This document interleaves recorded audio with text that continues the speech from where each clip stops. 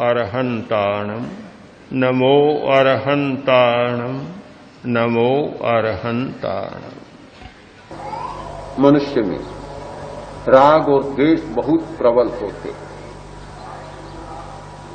और राग द्वेष की प्रबलता के कारण नाना प्रकार के व्यवहार बनते। 18 पापों में एक पाप है अव्याख्यान, आरोप लगाना, पैशून्य चुगली करना। ये वृत्तियां बनती है, ये आदतें बनती है।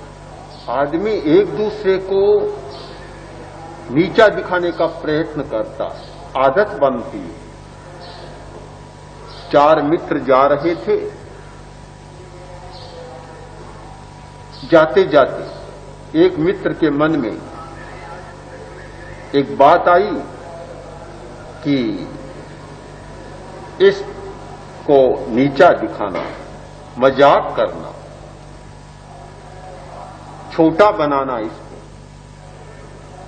जाते जाते बोला, जंगल में जा रहे थे, बोला कि देखो गाय रंभा रही, ये तुम्हें कुछ कहना चाहती, कहना चाहती। पशु बनाना था उसको, मतलब गाय तुम्हें कुछ कहना चाहती है। इसका मतलब कि तुम भी पशु जैसे हो, इसलिए गाय तुम्हें बुला रही। वह चला गया गाय के पास, वापस आया थोड़ी देर में और उसने कहा, बोलो क्या बातचीत की, गाय ने क्या कहा, तुम्हें क्यों बुलाया, क्या बातचीत की। उसने कहा कि बातचीत की, बड़ी अच्छी बात कही, गाय ने मुझे बुलाया था, तुमने सच कहा, मुझे गाय ने बुलाया था। तो क्या कहा, गाय ने ये कहा, अरे भोले आदमी तुम कहां फंस के इन गधों के साथ तुम क्यों जा रही हो। आदमी में मनोवृत्ति होती है कि एक दूसरे को नीचा दिखाना, एक दूसरे की अवज्ञा करना, एक दूसरे का तिरस्कार करना एक मनोवृत्ति है। यह मनोवृत्ति क्यों है? एक आदत है, आदत बनी हुई है। ये अभ्याख्यान की, आरोपण की आदत बनी हुई है। आरोपण की आदत के कारण व्यक्ति ऐसा करता है। व्यक्ति में चुगली करने की आदत बनी हुई है। ये हमारी आदतें हैं, जन्मगत आदतें हैं, संस्कारगत आदतें हैं। चुगली करने की आदत है, कोई मतलब नहीं होता, कोई लेना देना नहीं होता, पर एक आदमी दूसरे आदमी की चुगली करेगा, उसको नीचा दिखाएगा। एक आदत है। झगड़ा करना, कलह करना कोई मतलब से नहीं होता। बहुत बार लोग कहते हैं कि देखो बिना मतलब लड़ रहे। बात तो सही है, इसमें सच्चाई है कि लड़ने का मतलब कोई होता ही नहीं है। मतलब से कोई नहीं लड़ता, मतलब से तो अपना काम करेगा, लड़ेगा नहीं। लड़ाई सारी बिना मतलब की होती है। तो क्यों होती है? कि आदत है। आदत है इसलिए होती है, मतलब होता तो लड़ाई नहीं होती। बहुत बार हम लोग कहते हैं कि दुनिया में कभी भी बड़ी बात को लेकर, बड़ी बात को लेकर लड़ाई नहीं होती। लड़ाई मात्र बहानाबाजी होती है। बहाना, एक बहाना ढूंढना होता है लड़ने के लिए। किसी से लड़ना है तो कोई बहाना खोजना होगा। महायुद्ध भी बहाने के आधार पर हुआ है। कभी बहाना खोजा और लड़ाइयां शुरू कर दी। बहाना बना, किसी पर आक्रमण करना है तो पहले बहाना खोजना होगा, या तो कहना होगा कि अमुक राष्ट्र हम पर आक्रमण करना चाहता है, इसलिए हमें मजबूर होकर आक्रमण करना पड़ रहा है। आक्रमण करने वाला आक्रांता कभी नहीं कहेगा कि मैं आक्रमण कर रहा हूं। कोई बहाना खोजकर और आक्रमण करेगा। मतलब से लड़ाई नहीं होती, झगड़े नहीं होते, कलह नहीं होते, संघर्ष नहीं होते, बेमतलब होते हैं। मतलब क्या? आदमी की आदत है। आदत है। ये सारी हमारी आदतें, इन आदतों का परिष्कार और परिमार्जन तब तक नहीं होता जब तक अचेतन मन का परिष्कार न किया जाए। अचेतन मन का परिष्कार तब तक नहीं होता जब तक प्रिय और अप्रिय संवेदन से छुटकारा न पाया जाए।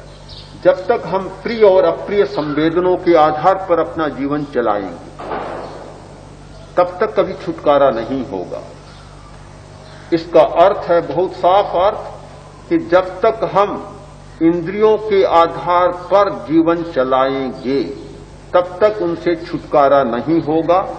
आदतें हमारी बनी रहेगी और हम आदतों के आधार पर नाचते रहेंगे।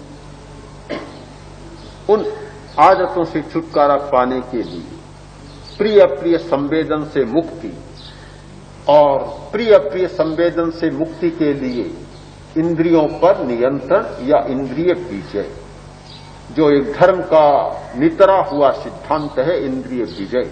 आचार शास्त्र का पहला सिद्धांत है इंद्रिय विजय। वहां पहुंचना होता है। बड़ी कठिनाई है। आदमी संकल्प करता है पर समय आने पर संकल्प टिकता नहीं, प्रभावित होता है, प्रभाव ज्यादा टिकता नहीं है। एक कहानी है कि किसी घर पर एक कोई महात्मा आए और उन्होंने धर्म का प्रवचन शुरू किया। धर्म के प्रवचन में चोरी पर बहुत प्रकाश डाला कि चोरी करना बहुत बुरा है, अच्छा नहीं। इतना विश्लेषण किया कि सारे श्रोता प्रभावित हो गए। उन श्रोताओं के साथ एक बिल्ली भी बैठी थी, जो उस घर की पालतू बिल्ली थी, पास में बैठी थी, सुन रही थी। उसके मन पर भी बड़ा असर हुआ। उसने भी सोचा कि चोरी करना बहुत बुरा है। संकल्प कर लिया कि आज से मैं चोरी नहीं करूं, चोरी छिपे दूध नहीं पीऊंगा। संकल्प कर लिया, संकल्प तो कर लिया। पूरा दिन बीता, खाने को कुछ मिला नहीं। संकल्प कर लिया साथ में, चोरी छिपे नहीं, दूसरों के देख के दूध पी सकती हूं, बिना देखे, कोई न देखे दूध नहीं पीऊं। संकल्प तो कर लिया, दिन में कुछ मिला नहीं, भूख सताने लगी। अब क्या करें? दूध तो पड़ा है, शाम का समय, दूध ताजा आया हुआ है, दूध पड़ा है, पर चोरी छिपे पीना नहीं है, किसी के देखे बिना पीना नहीं। इधर भूख और उधर संकल्प, अब दोनों का संघर्ष, द्वंद्व युद्ध। इधर भूख सता रही और उधर संकल्प है, क्या करें? कुछ देर तो यह संघर्ष चला, आखिर रास्ता निकाल लिया, गली निकाल ली। बोली, भगवान और कोई नहीं देखता पर तुम तो देख रहे हो, तुम्हारी साक्षी से मैं दूध पी रही। रास्ता निकल आया। जब तक आंतरिक परिवर्तन नहीं होता, राग द्वेष का उपशमन नहीं होता, संकल्प भी ज्यादा हमारा सहायक नहीं बनता, हमारा साथ नहीं देता।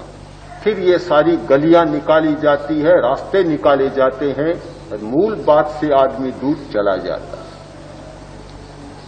परिष्कार करना बहुत आवश्यक है, परिशोधन और परिमार्जन करना बहुत जरूरी है। कोरा संकल्प काम नहीं देता, परिष्कार करना,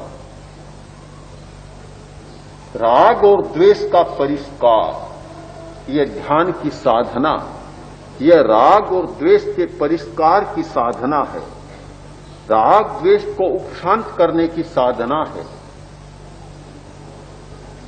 शरीर प्रेक्षा का प्रयोग करते हैं, श्वास प्रेक्षा का प्रयोग करते हैं, चैतन्य केंद्रों का प्रयोग करते हैं, नाना प्रकार के संवेदन आते हैं, एकाग्र होते हैं, दर्द का अनुभव होता है, ध्यान करने बैठते हैं, कभी घुटनों में दर्द होता है, कभी पीठ में दर्द, कभी कमर में दर्द। एकाग्र बैठना, निश्चल होकर बैठना, कायोत्सर्ग करना, प्रतिमा की भांति स्थिर होकर बैठना बड़ा कठिन काम है, बड़ा अटपटा लगता है, दर्द होता है। उस समय अप्रिय संवेदन शुरू होता है। उसी क्षण ध्यान वास्तव में होता है कि एक ओर तो दर्द हो रहा है, अप्रिय संवेदन हो रहा है, दूसरी ओर केवल शांत भाव से उन्हें देख रहा है, कोई प्रतिक्रिया नहीं कर रहा है, दर्द के आधार पर कुछ भी नहीं कर रहा है। ये अभ्यास राग द्वेष को कम करने का प्रयोग। ध्यान करने बैठा है, मुंह पर मक्खियां आकर बैठ रही, सता रही,